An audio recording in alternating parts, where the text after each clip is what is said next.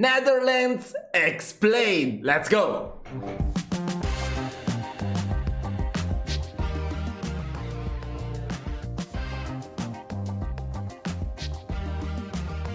Wow. A very warm welcome to you all. We're back with episode number 2 on our journey throughout the world. And this time, we're visiting the Netherlands because, why not? My name is Kenan and I'll be your host here today. But before we get into things, let's make one thing crystal clear. This is not Holland. Yes, you heard me right. If you're saying Holland, you're doing it wrong. Holland was earlier referred to as a common name for the two provinces, North Holland and South Holland. But as of January 2020, the Dutch government officially dropped the nickname of the country. So now there's just the Netherlands. Okay. Well, it actually always was, but yeah, now you know. Let's move on. The home of the windmills and the tulips. But believe it or not, there is so much more to this country, like being the healthiest people in the world in regards to diet. Now, how is that possible with all the cheese that they eat?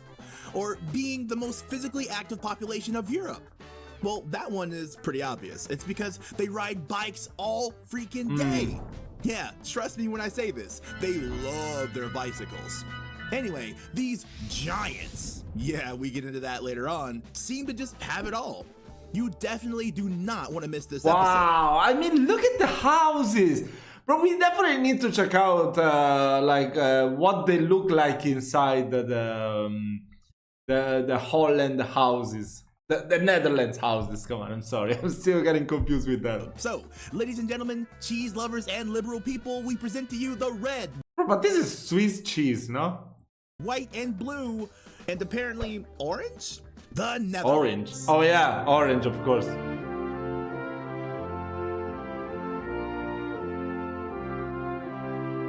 Oh, and hold your breath because the sea will try to drown you while you're here. Oh, that's so cool. Located in northwestern Europe, this low-lying country, which, by the way, is the actual meaning of Netherlands, is kind of sandwiched between Belgium and Germany, like most countries in Europe, being close to Germany, that is. With a total area of 41,850 kilometers squared, it's one of the smaller countries in Europe, ranking in the 32nd place in regards to land area, right above Moldova and just below, really just below Switzerland. The Kingdom of the Netherlands also includes a few more places in the world. Really, the Netherlands are smaller than Switzerland. That's crazy. First, there is a place referred to as the Dutch Caribbean that contains the islands of Bonaire, St. Eustatius, and Saba. No? Then there's a few more islands that separately belong to the kingdom and go under the name of the ABC Islands, named Aruba, Curacao, and Bonaire again. Then there's also the island named Sint Maarten. The North Sea is located to the north and west of the Netherlands, and it's continually eating the land itself. In fact, there is a Dutch saying, God made the earth, but the Dutch made Holland. Oh, that's beautiful. I know, I said there was no such thing as Holland, but they're referring to the provinces I mentioned earlier, which is where most of Dutch people live nowadays. But don't get it twisted here. The country is called the Netherlands, nothing else. But what did they mean by that saying? Well, in fact, almost a third of the Netherlands is below sea level. And if it wasn't for the people, the Dutch country wouldn't even be there today.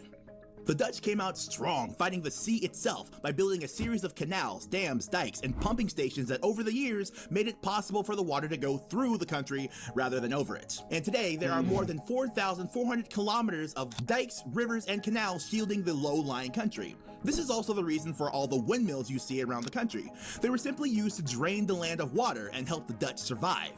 Oh, and there's 3 major rivers that cross the country to help with the flow of the water.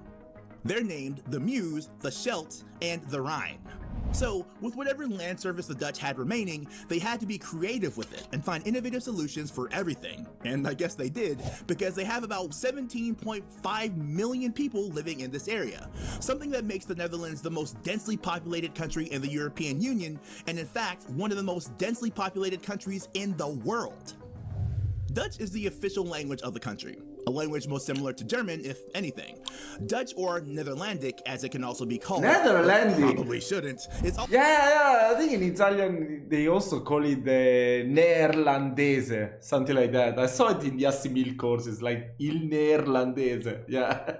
It's most commonly called Olandese, Holland. There's always with this Holland. I mean, the country is called Olanda in Italian. Also spoken in Belgium with a bit of a dialect, but here it's called Flemish. Most Flemish. people in the country also speak English and often a bit of German or French as well. Then there's Frisian, which is spoken in the northern Friesland region.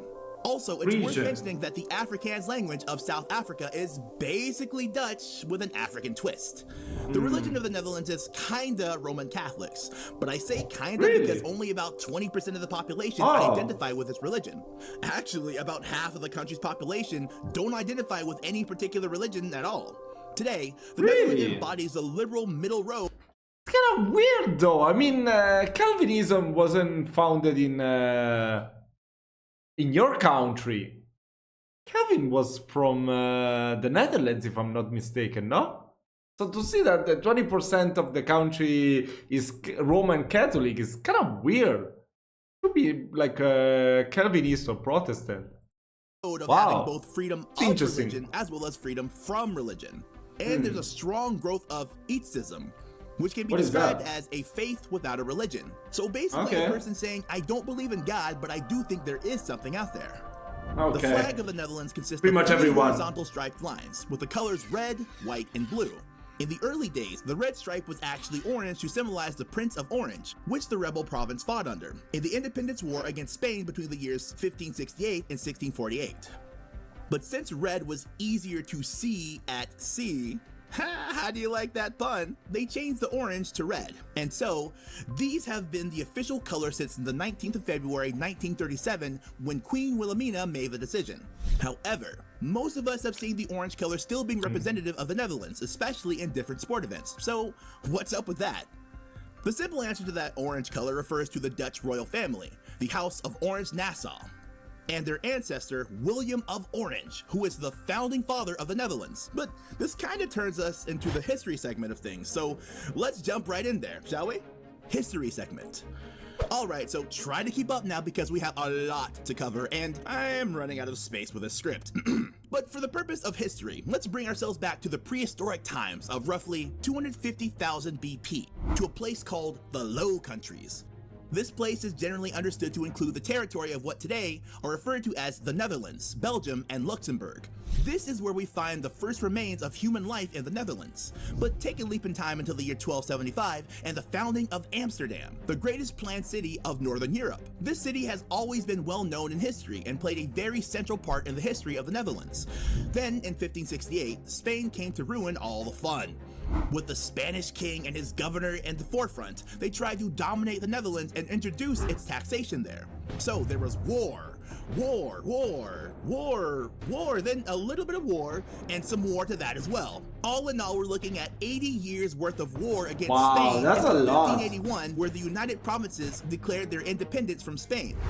Then comes the discovery period, or the golden age of colonialism, if you so will. And boy, oh boy, was the Dutch a force to be reckoned with here. They expanded all over the world and discovered new lands left and right. From America to Asia, Africa, and South America, the Dutch had colonized them all. So by the mid-17th century, they were actually the biggest maritime power in Europe. Yeah, suck on that, Spain! One of the more known stories is the one of how Director General of the Dutch West India Company, Peter Minuit, bought the entire Manhattan Island for $24. What? But is it true though? No, it's not. Story has it Peter offered some trinkets and glass, which with today's value would be around $24, in exchange for ownership of the land to some natives he ran into.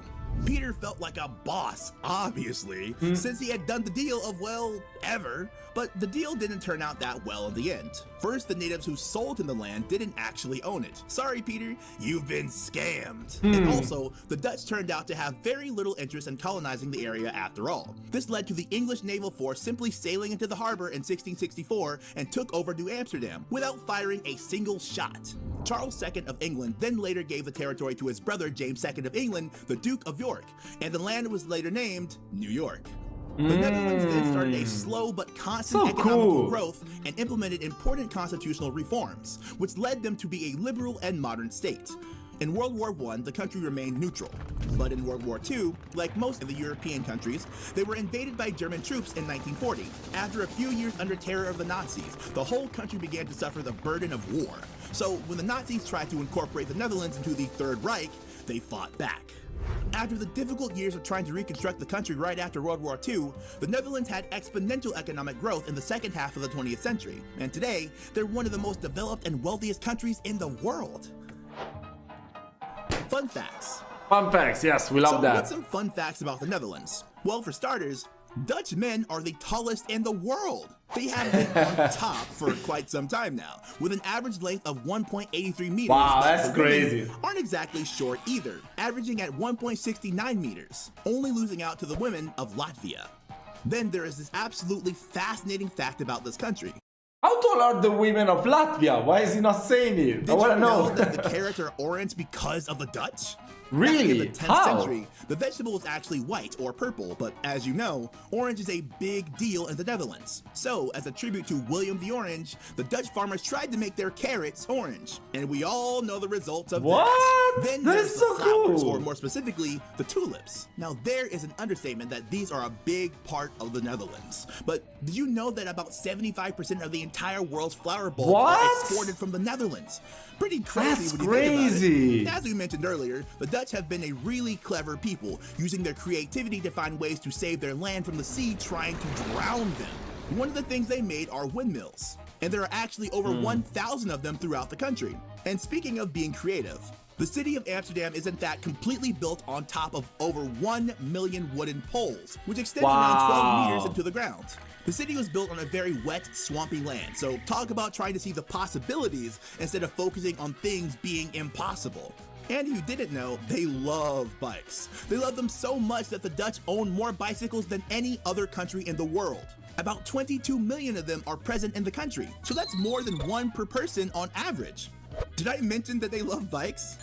So what famous people does this country have? And what things are they known for in the world? Well, besides bikes, tulips, and windmills, there are a few more things that they should have credit for. Well, for starters, it's home of the world's first stock exchange, I didn't know that. established in 1602 by the Dutch East India Company. If you've ever been to the Netherlands, chances are small you've missed that they like cheese. The Dutch have a long history of cheese making, but the most famous one is without a doubt the Gouda cheese. Then there is Vincent van Gogh.